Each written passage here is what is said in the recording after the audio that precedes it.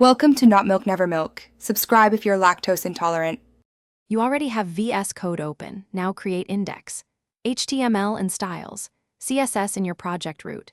Next, pick a font family and select the weights you need. This reduces payload and improves loading. Once done, copy the embed option you prefer, the link tag for HTML or the @import line for CSS. Use the link in the head of index, HTML, or paste the @import at the top of styles, CSS. This starts the actual font import, so the browser can fetch the files.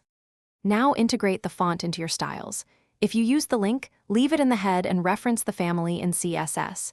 If you used @import, it must be the very first line in styles, CSS. Then set font family, your font, sans serif, and assign font weight values where needed. Make sure to target body, headings, and any classes specifically. After saving, reload the page or start live server, so the browser requests the Google Fonts assets and renders text with your chosen font. Finish by auditing your implementation. Confirm the font weight values in CSS match the weights you selected on Google Fonts. Mismatches often cause fallback fonts.